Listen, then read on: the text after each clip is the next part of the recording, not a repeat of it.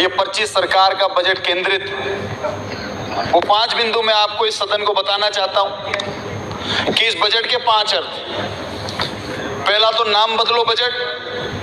जो भी योजनाएं पूर्ववर्ती सरकार की थी उन योजनाओं को नए नाम के साथ में जनता के सामने पेश करने का ये बजट है। पूर्ववर्ती सरकार कोसो बजट, आप आगे क्या करने वाले हैं, आपका क्या विजन है, वो विजन भी मत बताओ, अपनी दिशा भी मत बताओ, पूर्ववर्ती सरकार को कोसकर ही अपना काम चलाओ, ऐसा बजट पूर्ववर्ती सरकार को कोसो बजट है। तीसरा, जो सरकार नहीं सहेगा राजस्थान कहकर इस राजस्थान के राज में आई, इस बजट से तो ये लगता है कि अब बेरोजगारी, महंगाई और अपराध सहेगा राजस्थान बजट हमारे बीच में आ चुका है। पक्षपात करने वाले इस बजट की, जो कि मैं बाद में आपको बिंदु बताऊंगा, भाजपा को वोट नहीं देने वालों के साथ बदला लेने वाला ये बजट माननीय मुख्यमंत्री और माननीय उप मुख्यमंत्री महोदय ने पेश किया है। आंकड़ों के साथ में जनता को गुमराह करने वाला बजट प्रदेश की जनता के सामने इस सरकार ने रखने का काम किया है।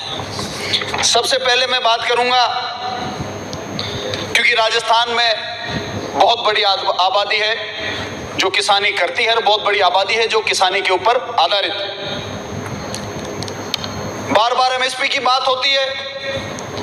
देश के अंदर 700 किसानों ने एमएसपी के लिए शहादत दी। 125 रुपए प्रति क्विंटल एमएसपी बढ़ाकर वाहवाही लूटने वाली सरकार सदन में ये बता दे कि 2700 रुपए क्विंटल गेहूं खरीद की वादा करके 2400 रुपए क्विंटल में गेहूं की खरीद करी, और पूर्व में जहां 1.5 लाख से 2 लाख मैट्रिक टन एमएसपी के ऊपर खरीद होता था, अगर इस साल 10 लाख मैट्रिक टन भी खरीद हुआ हो तो ये सरकार इस सदन को बता दे।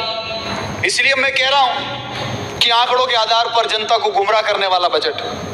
दूसरा, माननीय मुख्यमंत्री जी की एक दिन प्रेस मीट हुई और उन्होंने कहा कि राजस्थान के किसानों को रात की बजाय दिन में बिजली देने की हम योजना बना रहे हैं, लेकिन इस बजट के अंदर ऐसा कोई प्रावधान हमको नजर नहीं आया कि जिसमें विशेष बजट या प्रावधान रखा हो कि किसानों को दिन में बिजली मिलने की जो व्यवस्था करेंगे। पूर्ववर्ती सरकार ने भी करी थी, लेकिन अभी ऐसा कोई बजट में प्रावधान है नहीं। ये वही सरकार है कि जिसने वीसीआर काटने के लिखित आदेश निकाले हैं, जिले को संबोधित करते हुए कि फलाने जिले के अंदर दिसंबर महीने के अंदर वीसीआर भरो किसानों का, इस प्रकार का आदेश लिखित में निकाला। माननीय अध्यक्ष महोदय, शर्म ही नहीं आती, बीच बीच में बोलते हैं। कृषि कनेक्शन, अभी घरेलू कनेक्शन के लिए तो इस बजट के अंदर प्रावधान किया गया। अब वो कितने होंगे वो तो जब बजटीय वर्ष पूरा होगा तब पता लगेगा, लेकिन कृषि कनेक्शंस को, पुराने पेंडिंग जो हमारे कनेक्शंस हैं उनको लगाने के लिए कोई बजट के अंदर प्रावधान नहीं है, कोई व्यवस्था नहीं है। इस बजट के अंदर उल्लेख किया गया कि किसानों की आमदनी 1.5 गुना की जाएगी, तो वो किस आधार पर 1.5 गुना होगी उसका कोई प्रावधान इस बजट के अंदर नहीं हुआ। माननीय अध्यक्ष महोदय, ये बजट पूरी तरीके से इस प्रदेश के किसान के सपनों का, इस प्रदेश के किसान के बच्चों के भविष्य का और प्रदेश के किसान के अरमानों का धोखा है। ये अब मैं आना चाहूंगा युवाओं के ऊपर, रोजगार के ऊपर।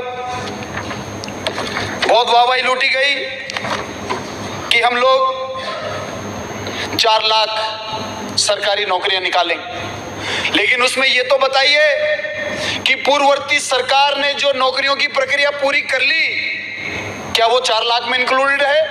क्या पूर्ववर्ती सरकार ने 1.5 साल, 2 साल, 2.5 साल, 3 साल काम करके नौकरियां पकाकर ज्वाइनिंग बाकी रह गई, परीक्षाएं हो चुकी हैं, प्रक्रिया पूरी हो चुकी है, क्या उनको इस 4 लाख के अंदर लाया जाएगा? और मैं तो दावा कह रहा हूं, आज ये प्रथम सत्र है बजट का, अगर 4 लाख नौकरियां देंगे तो मान जाएंगे इनको।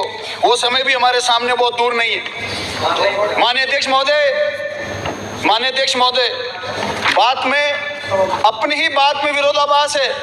एक तरफ तो कह रहे नौकरियां दे रहे हैं, दूसरी तरफ बिंदु 51 में सरकारी एवं निजी क्षेत्रों में स्किल अपग्रेड के साथ 10 लाख से अधिक रोजगार के अवसर उपलब्ध कराएंगे। रोजगार दोगे कि अवसर उपलब्ध कराओगे? अवसर तो उपलब्ध है, राजस्थान में हजारों इंडस्ट्रीज है, अवसर तो है, लेकिन रोजगार दिलाने में सरकार की क्या योजना है, सरकार का क्या रोल रहेगा, ये पेश करें। दूसरा पॉइंट संख्या 54 में, बिंदु संख्या 54 में 5 वर्षों में 50,000 से अधिक AVGC XR पॉलिसी लाई जाएगी, जिससे 50,000 से अधिक रोजगार के अवसर उपलब्ध हो सके। और रोजगार देना चाहते हो कि अवसर देना चाहते हो? आंकड़े दिखाकर जनता को भटकाना चाहते हो? ये नहीं चलेगा। स्पष्ट आपकी मानसिकता जो है आपको स्पष्ट करनी पड़ेगी। बिना स्पष्ट किए राजस्थान के लोगों को आप गुमराह नहीं कर सकते। ये वो सरकार है माननीय अध्यक्ष महोदय, जो एक तरफ रोजगार देने की बात करती है और दूसरी तरफ रोजगार पाए हुए लोगों को बेरोजगार करने का आदेश निकालती है। ये मैं सदन में इनकी दोहरी मानसिकता बताता हूं। 25 दिसंबर 2023 को 5,000 युवा मित्रों को इन्होंने बेरोजगार कर दिया। महात्मा गांधी सेवा प्रेरक की भर्ती जो संपूर्ण हो चुकी थी, लोग हमारे प्रदेश के युवा और युवतियां ज्वाइनिंग करने वाले थे, उस भर्ती को इन्होंने निरस्त कर दिया। तो ये भर्तियां निरस्त करके राजीव गांधी युवा मित्रों को हटाकर आप रोजगार देने की मानसिकता का परिचय नहीं दे रहे, आप तो बेरोजगार करने का परिचय दे रहे हैं। माननीय अध्यक्ष महोदय, सरकार को इसके ऊपर सोचना पड़ेगा कि इनकी मानसिकता प्रदेश के बारे में क्या है। साथ में इन्होंने एक बात कही अध्यक्ष महोदय कि हम नशा मुक्ति केंद्र बनाएंगे, 10 जिलों में बनाएंगे।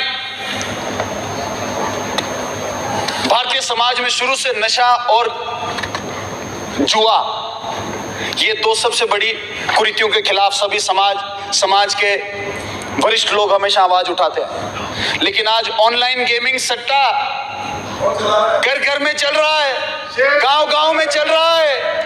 वो सट्टा ऑनलाइन कौन चला रहा है, उन कंपनियों को लाइसेंस कौन दे रहा है, उनसे चुनाव में इलेक्ट्रल बॉन्ड के माध्यम से चंदा कौन ले रहा है, उन लोगों का खुलासा इस सदन में होना चाहिए अध्यक्ष महोदय, क्योंकि ये किसी भी प्रकार से प्रदेश के युवा के साथ धोखा करने वाली मानसिकता है।